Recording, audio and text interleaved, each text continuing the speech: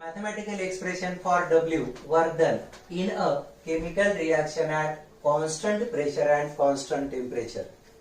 अगर हम कोई केमिकल रिएक्शन कांस्टेंट प्रेशर और कांस्टेंट टेम्परेचर को कैरी करते हैं तो वर्क डन कितना होगा. Let us C.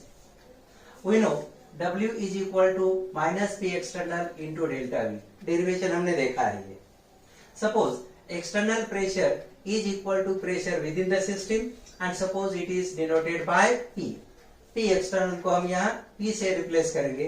So we get W equals to minus P into delta V. तो वर्क डन कितना होगा? Product of minus P constant pressure into volume change delta V. But just 2 minutes before we have seen P delta V product is equal to delta NGRT. 2 minute पहले हमने derivation देखा है तो फिर इसे हम यहाँ रिपीट नहीं करेंगे. P डेल्टा V प्रोडक्ट की वैल्यू डेल्टा NGRT जितनी होती है.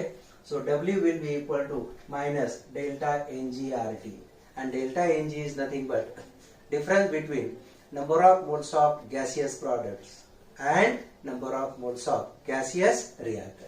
तो mathematical expression for work done in a chemical process is W equals to minus delta NGRT. Okay. और एग्जाम पॉइंट ऑफ व्यू कुछ सिंपल से पॉइंट्स हम यहाँ देखते हैं. If delta NG is equal to 0 then W will be 0 यानी no work is done during such a process.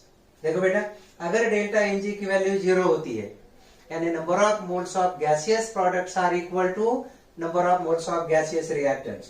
तो delta NG ये वैल्यू 0 होगी, वर्क डन भी 0 होगा यानी no work will be done during such a process. Second, if N2 is greater than N1, अगर N2 number of moles of gaseous products की value N1 से यानी number of moles of gaseous reactant से ज्यादा होगी तो delta NG की value will be greater than 0 या डेल्टा NG की वैल्यू यहाँ क्या होगी? Positive and it will be work of expansion. अगर प्रोडक्ट्स के मोल्स गैसियस स्टेट में रिएक्टेंट के मोल्स से ज्यादा होंगे तो डेल्टा NG की वैल्यू पॉजिटिव रहेगी और यहाँ जो भी वर्क डन होगा that is work of expansion. It is work done by the system on the surrounding. ये वर्क ऑफ एक्सपेंशन होगा and 100% such a work done will be negative. Work done by system on surrounding.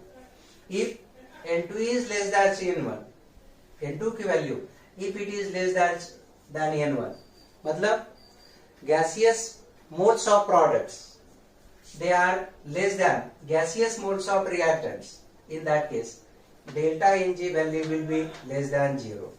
N2 की value less than N1 होगी तो delta NG less than 0 या delta NG की वैल्यू यहाँ negative रहेगी and in this case work of compression होगा यानी work is done by surroundings on system. N2 less than N1 होगा तो delta NG less than 0 negative और it is work of compression, work done by surroundings on system. और ये delta NG negative होने की वजह से माइनस ऑफ माइनस यहाँ इन this case work done will be positive. Okay.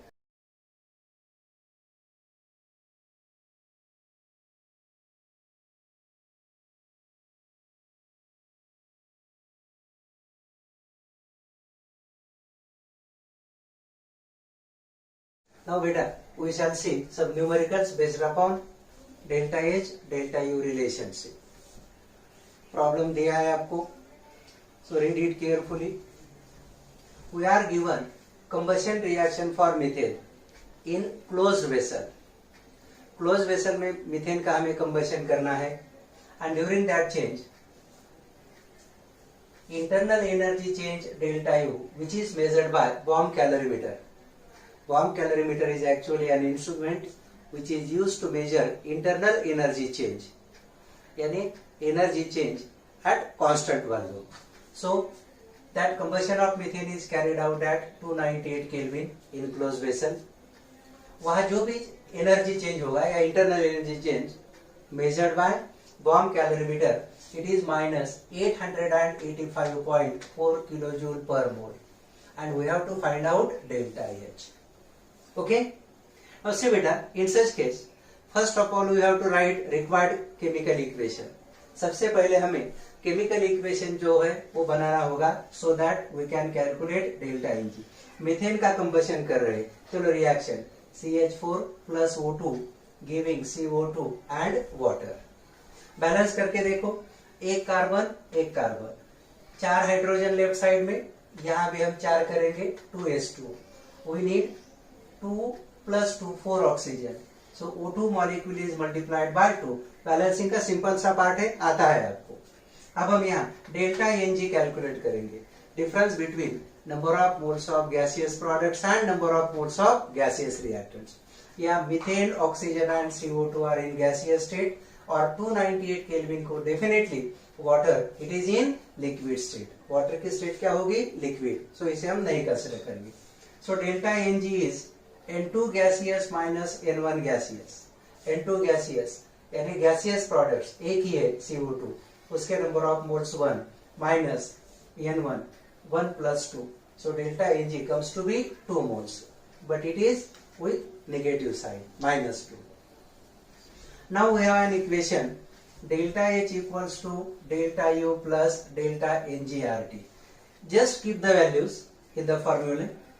So delta H will be equal to delta U, चलो इसे kilo joule को हम जूल में कन्वर्ट करते हैं, -885.4 into 10 to the power 3 minus, because delta N G is -2 तो plus है, हालांकि डेल्टा एन जी माइनस होने की वजह से -2 into R 8.314 joules per kelvin per mole into temperature 298। यहाँ देखो बेटा, ज्यादातर हमें डेल्टा एच और डेल्टा यू की वैल्यूज किलो जूल में मिलेंगी, लेकिन आर की वैल्यू हम जूल में लेते हैं। तो आप एक तो डेल्टा यू को जूल में कन्वर्ट करो या आर को किलो जूल में, इसे 10⁻³ से मल्टीप्लाई करो। बेटर वे किलो जूल को जूल में कन्वर्ट करते हैं।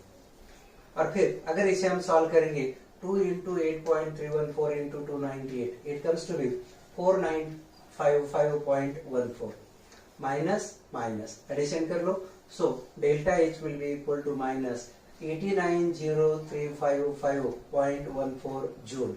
जूल में हमने कन्वर्ट किया था, और अगर हम इसे किलो जूल्स में कन्वर्ट करते हैं by dividing by 1000, so we get delta H equals to, क्या वैल्यू हमें मिलेगी? Delta H equals to -890.355 kilo joule.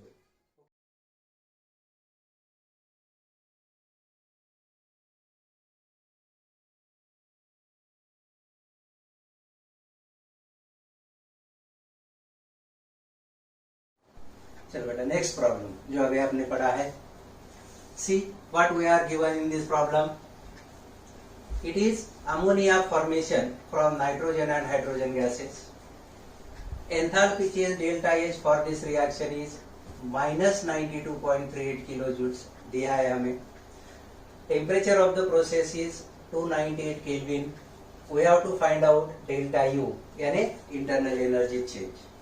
और अगर हमें डेल्टा यू फाइंड आउट करना है फ्रॉम डेल्टा एच, तो definitely we know we need value of R and difference between number of moles of gaseous products and number of moles of gaseous reactants, that is delta Ng. See how to solve it. First of all, we shall write the given equation. Equation लिखते हैं N2 plus 3H2 giving 2NH3, all are in gaseous state.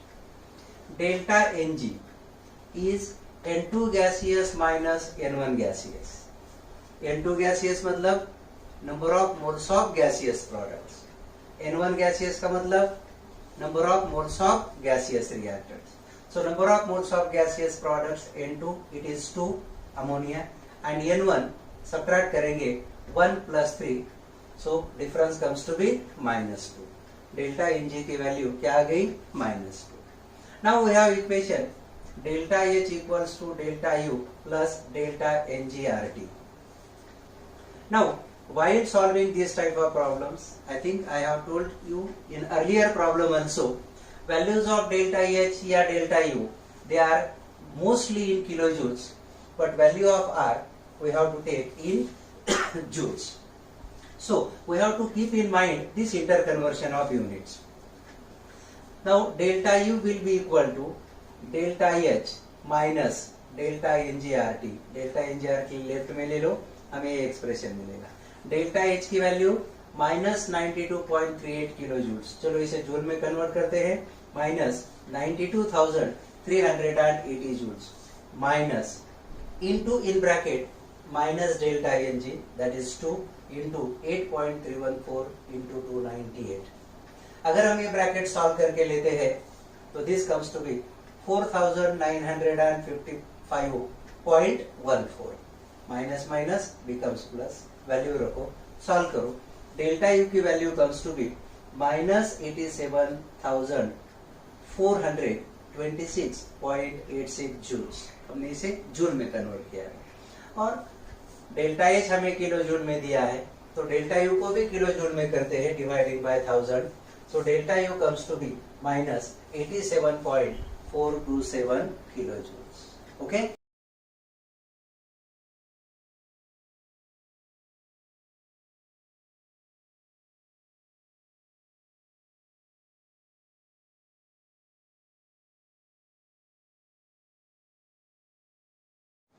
चलो next problem अपने बड़ा होगा। क्या दिया है बेटा इसमें? We are given enthalpy of combustion of carbon to form carbon dioxide gas is minus 393.5 kilo joule per mole. Weight of carbon dioxide produce is 35.2 grams and we have to find out amount of heat released QP or even we can say delta H। देखो enthalpy of combustion of carbon हमें दी है और enthalpy of combustion of carbon यानी enthalpy change during combustion of 1 mole of carbon. जब 1 mole of carbon का combustion हो जाएगा, carbon is in solid state, oxygen लगेगा फॉर कंबशन, हमें 1 मोल ऑफ CO2 गैस मिलेगा and during this process what is enthalpy change? Minus 393.5 kilo joule per mole. इसका simple सा meaning होता है बेटा, 1 मोल कार्बन का कंबशन करके 1 मोल CO2 गैस जब हमें मिलेगा, how much heat is release?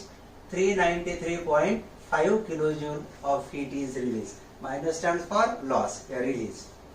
चलो अब अगर during combustion of carbon 35.2 gram of CO2 form होता है तो एंथैल्पी चेंज क्या होगा? What is mass of CO2? 35.2 gram carbon dioxide. जब 35.2 ग्राम कार्बन डाइऑक्साइड फॉर्म होगा तो how much amount of heat is release, यानी उस वक्त एंथैल्पी चेंज क्या होगा ये हमें कैलकुलेट करना है। चलो given reaction first of all we shall write carbon solid plus O2 gas giving CO2 gas. Problem थोड़ा अलग तरीके से दिया है हमें यहाँ। During this process enthalpy change is minus 393.5 kilo joule per mole, यानी जब 1 mole of carbon 12 gram combines with 1 mole of oxygen 32 gram to produce 1 mole of CO2 that is 44 gram. During that process 393.5 kilojoule of heat is released. यानी for formation of 44 gram of CO2 enthalpy change is minus 393.5 kilojoule as given by the equation. Now for the formation of 35.2 gram of CO2 enthalpy change will be how much? Because mass of CO2 produced given is 35.2, 44 gram CO2 जब form होगा तब enthalpy change is minus 393.5 या heat release is 393.5 kilojoule. तब अगर 35.2 gram of CO2 form होता है तो enthalpy change is how much? So it is equal to x. So x is equal to second term minus 393.5 into third term 35.2 divided by the first term 44। और अगर हम इसे solve करेंगे answer comes to be minus 314.8 kilo joule. यानी what is enthalpy change? minus 314.8 kilo joule, या minus indicates loss of heat. So how much heat is released?